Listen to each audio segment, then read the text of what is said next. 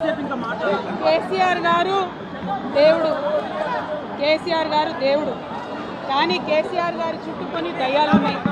వాళ్ళ వల్ల చాలా నష్టం జరుగుతున్నది. పార్టీలో ఉండేటటువంటి నాకు, నేను కేసీఆర్ గారి కూతుర్ని, అంతరంగికంగా నేను రాసినటువంటి లేఖనే బయటికి వచ్చిందంటే మరి ఇతర సామాన్యుల సంగతి, ఇతరుల పరిస్థితి ఏంటి పార్టీలో అనేది ఇవాళ చర్చ జరగాల్సినటువంటి అవసరం ఉన్నది. దానికోసమే ఇవాళ నేను మీతో మాట్లాడుతూ ఉన్నాను. రెగ్యులర్గా నేను ఇచ్చిన ఫీడ్బ్యాక్ అందులో స్పెషల్ ఏం లేదు. ఏ మీటింగ్ అయినా ఏదైనా కూడా నేను సార్కి ఇస్తానే ఉంటాను. కానీ ఈసారి ప్రత్యేకించి బయటికి రావడం అన్నది నేను బాధాకరంగానే ఉన్నది. అయితే ఈ లేఖ, ఈ విషయం అంతా చూసుకొని కాంగ్రెస్, బీజేపీ పార్టీలు బాగా సంబరపడుతున్నట్టున్నాయి. కోతి కొబ్బరికాయ దొరికినట్టుగా ఏదో బీఆర్ఎస్ పార్టీ ఆగమైంది, కేసీఆర్ గారికి ఏమో అంత సీన్ లేదు. మా నాయకుడు కేసీఆర్ గారే, కేసీఆర్ గారి నాయకత్వంలోనే తెలంగాణ బాగుపడుతుంది, ముందుకు పోతుంది. మనకి ఎటువంటి అనుమానం లేదు. కేసీఆర్ గారి నాయకత్వంలోనే బీఆర్ఎస్ పార్టీ కూడా ముందుకెళ్తుందని చెప్పి నేను బలంగా పార్టీలో ఉన్నటువంటి చిన్న చిన్న లోపాలను డిస్కస్ చేసుకొని, సవరించుకొని, కోవట్లను పక్కకు జరుపుకుంటూ ముందుకు పోతే పార్టీ 10 కాలాల పాటు చల్లగుంటుంది అనేటువంటి నా భావన. బీజేపీ కానీ కాంగ్రెస్ కానీ తెలంగాణ ప్రజలకు నిలబెట్టింది ఏమీ లేదు. 2 పార్టీలు కూడా తెలంగాణను ఫెయిల్ చేసినాయి. ఆ 2 పార్టీలకు కూడా ఆల్టర్నేటివ్ కేసీఆర్ గారి నాయకత్వమే. ఆ కేసీఆర్ గారి నాయకత్వంలోనే తెలంగాణ ముందుకు పోతుందని చెప్పి నేను బలంగా నమ్ముతా ఉన్నాను. బ్రదర్, మీకు ఒక మాట, ఇంత ఇంపార్టెంట్ ఇష్యూ చెప్తే నువ్వు దేవుడు దయ్యం అనబడుతుంది. ఇప్పుడు ప్రస్తుతం మాకు తెలంగాణకు పట్టిన దయ్యం మాత్రం రేవంత్ రెడ్డి. ఆ రేవంత్ రెడ్డి అనే దయ్యాన్ని ఎట్లా వదిలించాలా అనేది మా తాపత్రయం. ఇంకేమన్నా తొందరపడ అంత యాంగ్జైటీ ఎందుకు, అంత టెన్షన్ ఎందుకు, అంత హడావుడి ఎందుకు?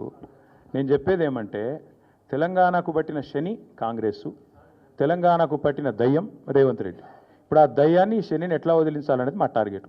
ఇక మీరు చెప్పే టెన్షన్ ఎందుకే అంతగానో మాట్లాడి రాదు, ఎందుకు అంత ఎగబడుతున్నావు? నేను అనేది ఏమంటే, మీరు ఒకటి గుర్తుపెట్టుకోండి. లోక్సభ ఎన్నికలకు ముందు మేము పార్లమెంటు నియోజకవర్గాల వారీగా సమావేశాలు పెట్టాం, సమీక్షా సమావేశం. ఇక్కడ అసెంబ్లీలో ఓడిపోయాము, ఎట్లా ముందుకు పోవాలని చెప్పి దాదాపు 17 రోజుల పాటు మీరందరూ చూశారు. ఇక్కడే వేల మంది కార్యకర్తలతో కూర్చొని దాదాపు 7, 8, 9, 10 గంటలు వారితో చర్చించాం.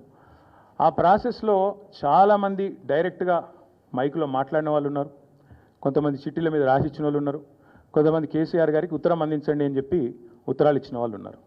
కాబట్టి మా పార్టీలో we encourage open culture, democracy కాబట్టి, డెమోక్రాటిక్ పార్టీ కాబట్టి, ప్రజాస్వామిక స్ఫూర్తి ఉన్న పార్టీ కాబట్టి మా పార్టీ అధ్యక్షుల వారికి ఎవరైనా సూచనలు చేయాలనుకుంటే ఉత్తరాలు రాయొచ్చు. అదేదో చాలా గొప్ప విషయం అన్నట్టు మీరందరూ అంత బాధపడిపోవాల్సిన అవసరం ఏం లేదు. నేను అనేది ఏమంటే, మా పార్టీలో డెమోక్రసీ ఉంది కాబట్టి మా పార్టీ అధ్యక్షుల వారికి, మా పార్టీ నాయకులు ఎవరైనా సరే అప్పుడప్పుడు సూచనలు, సలహాల రూపంలో లిఖితపూర్వకంగా ఇవ్వచ్చు, ఓరల్గా ఇవ్వచ్చు, రకరకాలుగా ఇవ్వచ్చు.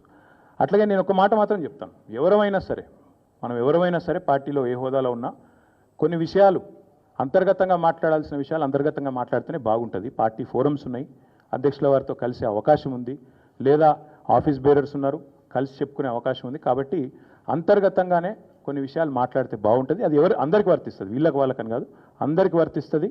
తప్పకుండా ఎవరమైనా ఒకటే, ఈ పార్టీలో అందరం కార్యకర్తలమే, అందరికీ కూడా ఇదే సూత్రం వర్తిస్తుంది. కాబట్టి మీరు కూడా దయచేసి ఇంత ఇంపార్టెంట్ ఇష్యూ మాట్లాడితే దీని మళ్ళీ మీరు, నాకు తెలుసు మీ సంగతి, you are intelligent, unfortunately I'm also intelligent.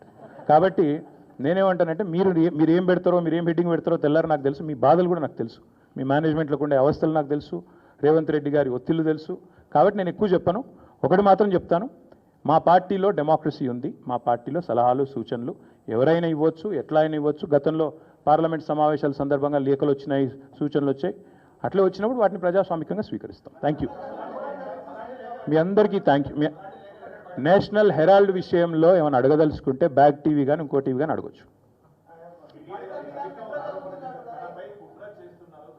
National Herald విషయంలో ఏమైనా మాట్లాడదలుచుకుంటే మాట్లాడండి, చెప్తాను. మిగతా విషయాలు ఆల్రెడీ నేను చెప్పాను, అంతకంటే ఎక్కువ చెప్పాల్సిన అవసరం. నేషనల్ హెరాల్డ్ విషయంలో, యంగ్ ఇండియా విషయంలో, మీ కుంభకోణం విషయంలో మీకు ఏమైనా అడగదలుచుకుంటే అడగండి. ఓకే, అన్ని పార్టీలో ఉంటారు, రేవంత్ రెడ్డి కోవట్లు ఉంటే ఉండొచ్చు, ఏముంది అందులో. కోవర్ట్స్ విల్ ఎక్స్పోజ్ దెమ్సెల్స్, ఒక నిమిషం, coverts will expose themselves in due course of time. ఎందుకు తొందర ఎందుకు? Yes ball, yes, thank you. Finally, yes, we'll wait for a month. No, we'll wait for a month. Let's see if the Enforcement Directorate or Government of India will actually move, because this is a serious matter, where already the leader of opposition of the country, Lok Sabha floor leader, or not floor leader, but opposition leader, has been named. So therefore, we'll have to wait and see what action they'll pursue. If they don't, because not just Mr. Rahul Gandhi, but Mr. Revanth Reddy, Mr. D.K. Shivkumar, many of them have been named. But so far, everybody's been tight-lipped, both Government of India and also Mr. Revanth Reddy and Rahul Gandhi. So we'll wait to see what they have to say, what the agencies will do. Thank you.